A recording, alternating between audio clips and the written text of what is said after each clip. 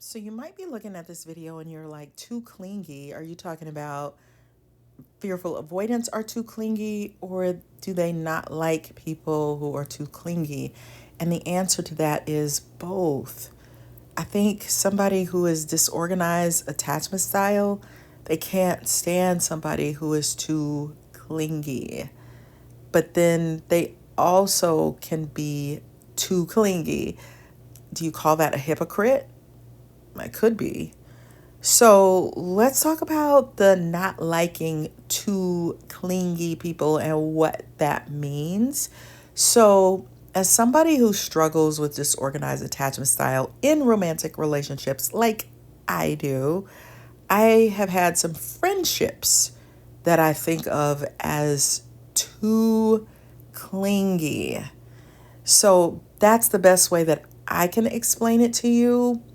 It's like I loved having friends. I worked with this little girl recently who was really upset because she felt like her friends were letting her down, and she was like, friends are supposed to be like blood relatives, and I buy them gifts and they don't give me gifts, and they keep hurting me and I can't take it. And just kind of defining what is a friendship, what is the balance, what's normal and what isn't normal. Well, we know that a lot of people consider their friends to be like family, but it depends on the level. I think some friendships are closer than others.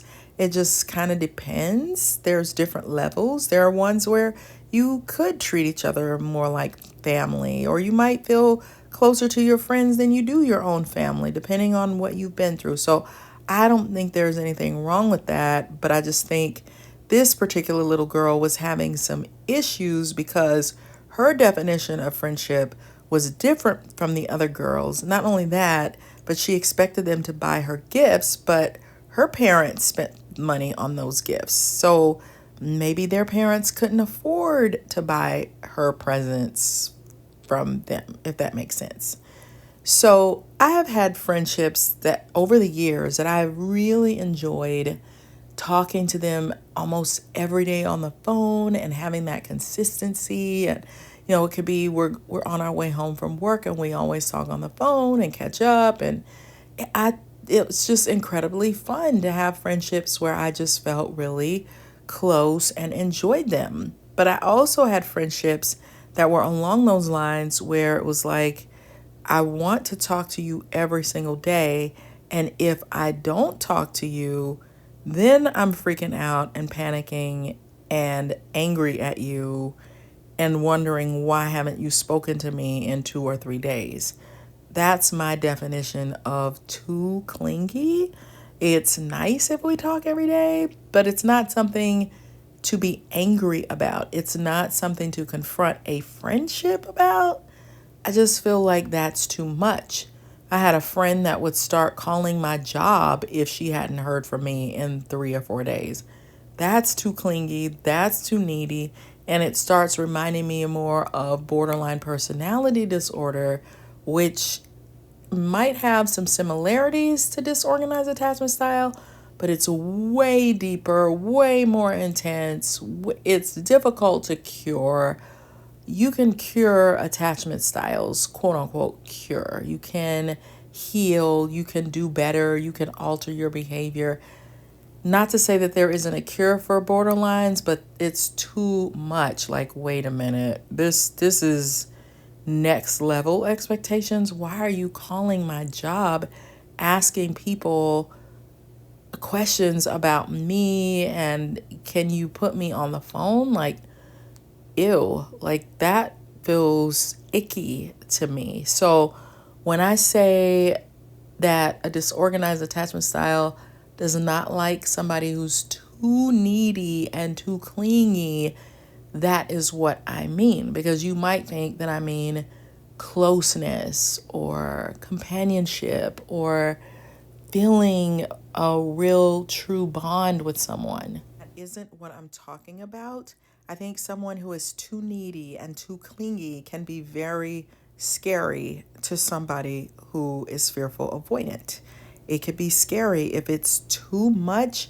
It could send them into freak out mode, and then they flip into that avoidant side. Like, I need to get away from you. You're making me nervous, because somebody with this attachment style may have had a parent that was a borderline or had borderline personality disorder or narcissistic personality disorder, which is why I wrote my book about narcissism. And I think anybody who has this disorganized attachment style should probably read about it, because the likelihood of you having a parent with narcissism or borderline is probably much higher than the rest of the world. And if you haven't studied this, you will be confused about people. So check out my book. It will give you some clarity. But that's why I say, if there's somebody that's too needy, too clingy, too, I need you to meet all my needs, I need you to be my everything, I need you to save me, I'm asking for way more than you can give to me, I want all of your time, I want all of your waking moments, that can scare somebody who's disorganized attachment style. And how many times do we read about men or hear about men, or somebody's talking about men who have commitment issues and they're running for the hills as soon as you show any sign, even a healthy, normal sign of, I really like you, let's be boyfriend and girlfriend. I remember when I first entered the dating world, kind of, early into it, I remember dating this guy and I was like, oh my gosh, we really like each other. Are you my boyfriend? And he was like, is it time to talk about that already? And I remember being so confused, like, what's wrong with boyfriend and girlfriend if you really like each other? I didn't know that there were rules to that where, okay, you're spending this much time together, but we're not a boyfriend or girlfriend yet. That was really confusing to me as well, which makes you not quite know what the rules are when you're disorganized attachment. So in dating relationships, I think a man might be more triggered if he's disorganized attachment into freaking out if he perceives a woman as too needy or too clingy. And really, her biological instinct, it could really be a normal level of bonding, and he's just freaked out because he may have had a parent who needed way too much from a child. I need you to save me. I've worked with this lady recently who is afraid to send her kid to school, not because of COVID germs, but because she needs her daughter with her all the time, because she's freaked out that the child will disappear. And it just doesn't happen that way. And so you're keeping a 6-year-old with you. You're preventing them from living their life and enjoying their life. That's what I call too needy. Like, you're parentifying her. You're trying to make her meet your needs. That is totally and completely unfair. But people with disorganized attachment style may have experienced different levels of this, where the parent needed them too much, or it was just too much. Like, there's no space at all. I need you for all my hugs and all my love and all my needs, and I need you to rescue me, and it's too much. That's what I mean about clingy and needy. It takes them back into their childhood and it freaks them out. Now, they may not have a good handle on what's too much and what's too little. They may have to develop their tolerance for bonding and attaching and closeness, because just a small amount of that freaks them out. That's not good either in relationship world. So then the question becomes, what is too clingy and what is too needy? And does everyone get to define it? I knew somebody in a relationship with a dismissive avoidant attachment style, and he called her too needy. And I'm thinking, never sitting in the same room together at home, never eating dinner together, not going to bed at the same time, not being able to watch TV at all. you consider that too clingy when your wife comes and says, "Hello, can I just sit in the same room with you once a week?" That is not what too clingy is. That means you got to develop your tolerance for closeness, for bonding, especially if you want to be in a relationship. A relationship is between two people. So I think you have to figure out what works for you and what doesn't. But I think too clingy, too needy, I think when you are in a marriage, husband and wife gets its own definition. Some people like to say that's my best friend, but I think husband and wife can encompass a multitude of things. So it's a very special relationship. It's very special. So to desire closeness and to want to bond and enjoy the specialness and the companionship, and this is my person, and I think that's all normal and healthy. It's healthy to want to be close to that person, to hold hands, to sit together, to share special moments, to go on date nights, to look in each other's eyes, to touch, to be affectionate, to share, to do all of these love languages with each other is so normal and natural. So I think if you have any type of dysfunctional attachment style, you have to kind of define and redefine what is too needy, what is too clingy. Because for some people, just a normal bond is needy and clingy. So disorganized attachment style will enjoy a lot of closeness. They can enjoy intense bonding and feelings of euphoria, and we're in this together. They can love that. And without that, they may feel deeply insecure and afraid, and it can be scary to them to not have somebody that they get to enjoy, to be in a relationship with somebody and you're not getting to enjoy that security, that closeness, that trust, that, hey, you're here for me, I'm here for you, that stability, that deep, deep love, because they probably grew up with some level of a dysfunctional love or a too distant love sometimes, or sometimes it was too close, sometimes it was too distant. So they crave steady and stable, deep bonding and love. I think too clingy and too needy would be kind of like what I described with the friend, where it's like, maybe you give each other some space sometimes, like where you each have a hobby that you do. You might want to put that in place to try to keep things balanced if you need it. Or I'm calling to check on you all day because I feel like you've disappeared, and I'm interrupting you at work even though I know you're working, and I don't care if that throws you off. I'm going to be calling you and interrupting and not letting you get things done that you need to get done, and I'm going to be darn near stalking you. That would be way too much.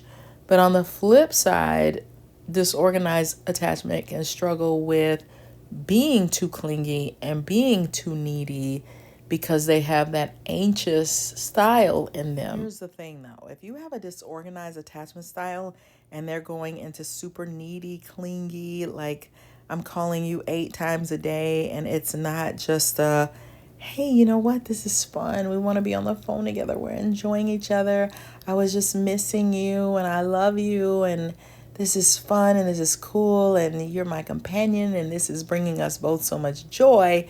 If it's more of a, I'm freaking out, I'm panicking, I feel like you don't like me anymore, I feel like you liked me 20 minutes ago, but now I feel like you don't like me anymore, so I gotta check in, I haven't heard from you in an hour, why haven't you called me, why haven't you talked to me, are you cheating on me, where are you, what are you doing, are you, it's a negative vibe, it's a negative energy, like it's not a, we're enjoying being close and this feels so good.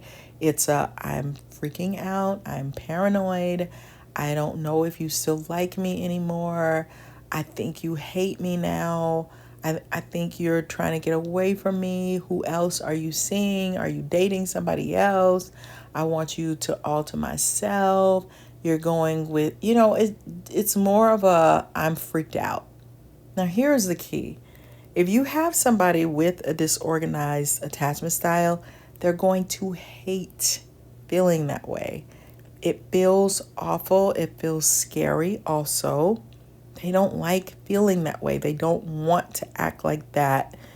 And it might be because you're not giving them enough security. Can't put it all on you, but relationships are twofold.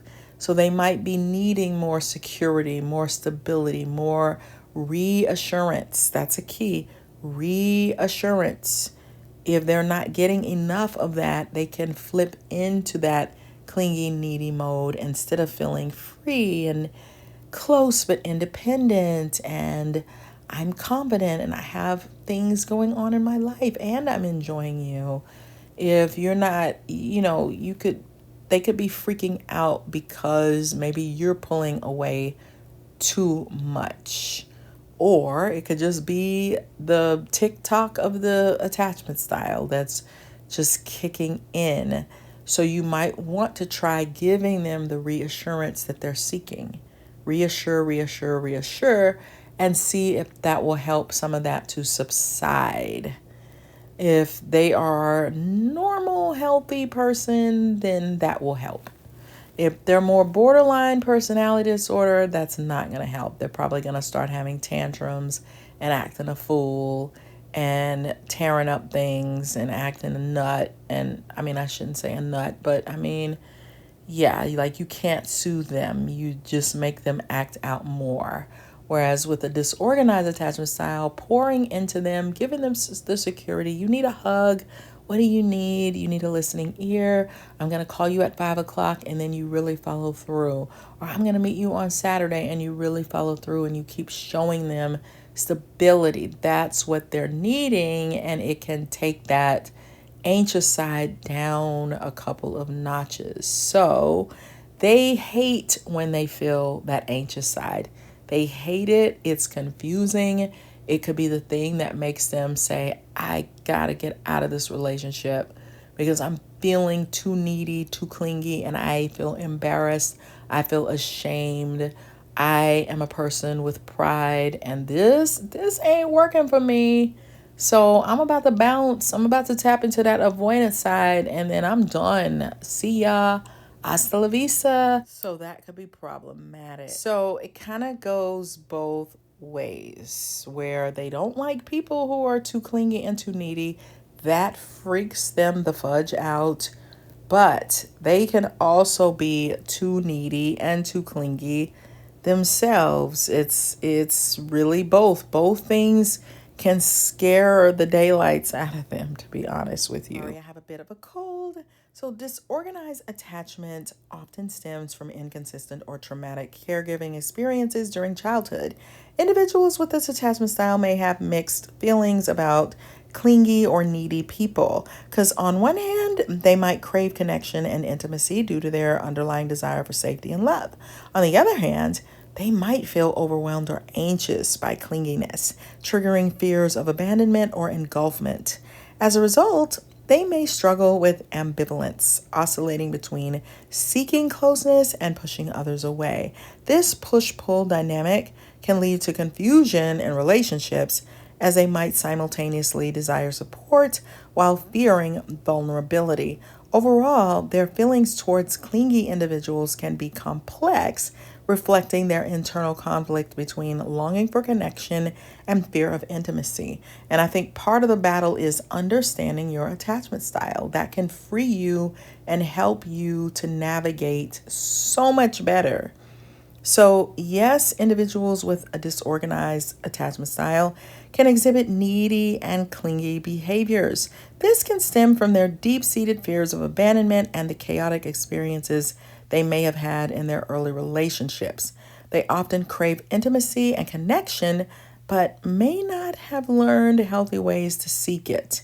As a result, their need for closeness can manifest as clinginess or excessive reliance on others for emotional support. This behavior can be confusing for both them and their partners, as they may oscillate between seeking closeness and then feeling overwhelmed by it, leading to a push pull dynamic in relationships. So it's important for people with this attachment style to work on developing healthier coping mechanisms and communication strategies to manage their needs more effectively. So, this is just my 2 cents, but I want to hear from you guys. Do you notice that people with fearful avoidant attachment style are too clingy, or avoidant? What do you notice? And do you notice that trait within yourself? And you probably want to, I'll put my book that I mentioned about workplace narcissist, which is about a very high functioning type of narcissist that you could be in a relationship with and who could have also been your parent. You need to understand those dynamics too. And I also wrote a book called Flip the Script on Love, where I grapple with many different areas of love and try to get a handle on it to help you and me. And then if you love understanding people better, check out my book From ENFJ with Love, which is about Myers-Briggs personality types, and it's so much fun to read about. So thank you guys for going on this journey with me. It's helping me, and I hope it's helping you to understand this attachment style. Love you. Subscribe, like the video, please. And I'll see you wonderful people on my next video. Bye.